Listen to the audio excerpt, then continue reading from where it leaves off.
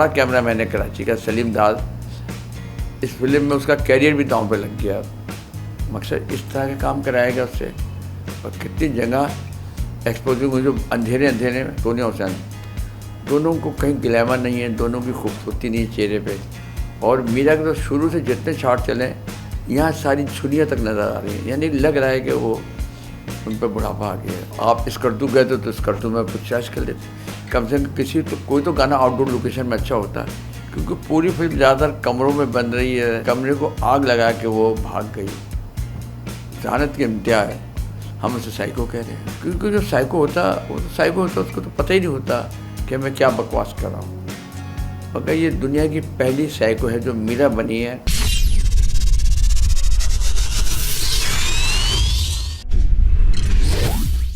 Viewers, आज मैं programme फिल्मी जहाँ लेकर हाजिर हूँ। ईद उल जुहा पर पाकिस्तान में 3 फिल्में सिनेमा पर लगाई गई। एक फिल्म साइको लगाई गई जिसके डायरेक्टर शान शाही साहब हैं। एक फिल्म परवेज मलिक साहब के साहबजादे इमरान मलिक ने डायरेक्ट की, उस फिल्म का नाम है लव सो। और तीसरी फिल्म है नामालूम अफराद और एक्टर इन ला जैसे फिल्मों के डायरेक्टर नबील कुरैशी की ज़ुम्बी।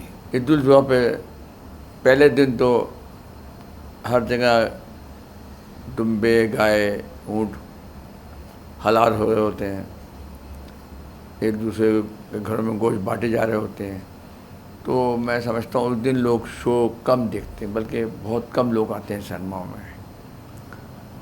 मगर फिल्में लोग लगाते हैं, क्या किया जाए।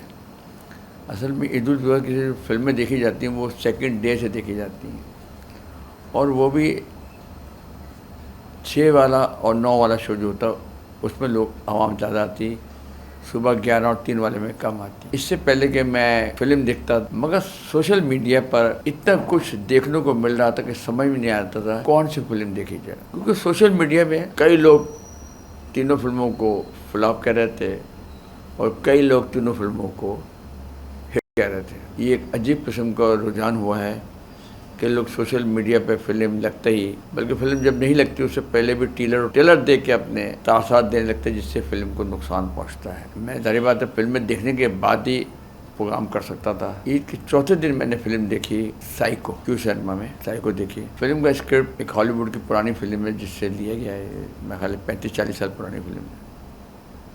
खैर वो कोई जुर्म नहीं है, कहीं ना कहीं से आदमी फॉलो करता है, को किसी न किसी फिल्म को लोग रीमेक करते हैं, बनाते हैं, ये भी कोई बुरी बात नहीं। बात ये जो फिल्म का नाम साइको है, मुझे उससे थोड़ी सी तकलीफ़ है, क्योंकि जो साइको होता वो तो साइको होता, उसको तो पता ही नहीं होता कि मैं क्या बकवास कर रहा हूँ। मगर ये दुनिया की पहली साइको है जो मीरा बनी है कि वो अपने शौहर का मर्डर करने का प्लानिंग भी बनाई हुई, और उसने शेर खान आफरीदी का पिस्तौल संभाल के रख लिया है, और किस तरह से उसने अपने शौहर जावेद शेख का मर्डर किया। जब ओपन हो गया और पकड़ी गई, और किस तरह से वो पेट में बच्चा तो अस्पताल पहुंची, और कब कैसे वो अस्पताल से फरार हुई। मगर कितनी ज़हीन है, कमरे को आग लगा के वो भाग गई। जहानत की इम्तिया है, हम उसे साइको कह रहे हैं। फिर देखें ना, शान जो एक चालाक तरीन वकील है, वो अपने साथी को शी बॉय बना के किस तरह से उसकी हेल्प के लिए वो शान साहब को बुलाता है। और शान साहब भी कितने अच्छे वकील हैं, समझदार, मासूम से वकील हो, ये उनके अड्डे पे पहुंच गए। कहाँ? अस्कर्दू जैसे इलाके।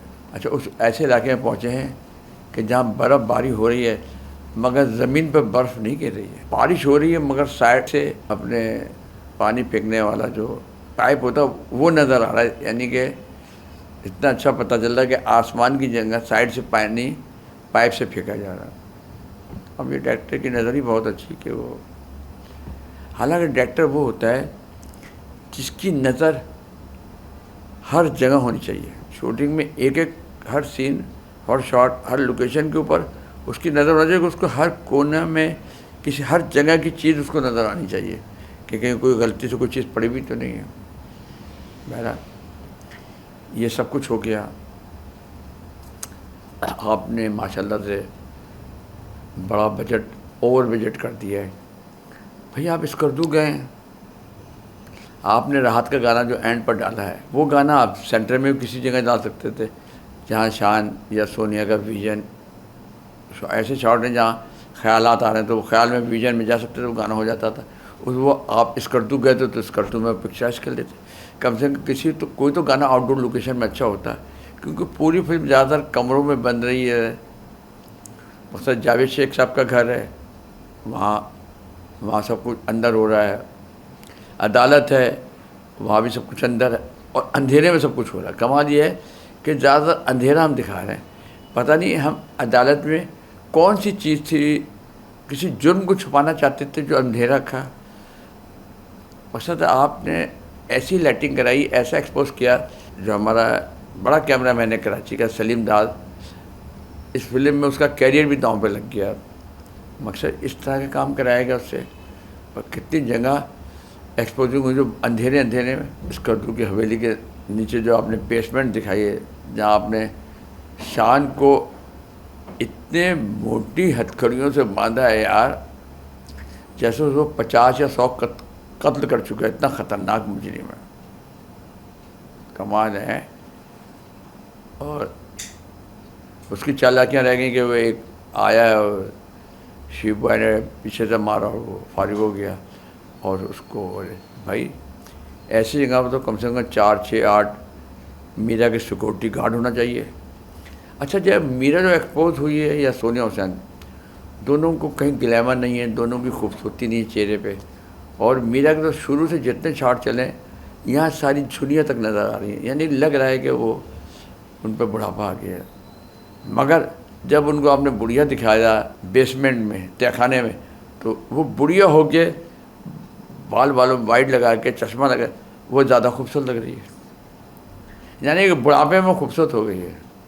لگتا ہے وہاں میک اپ میں کوئی اچھا والا آ گیا تھا، جس نے اچھا میک اپ کیا وہاں میرا خوبصورت ہو گئی.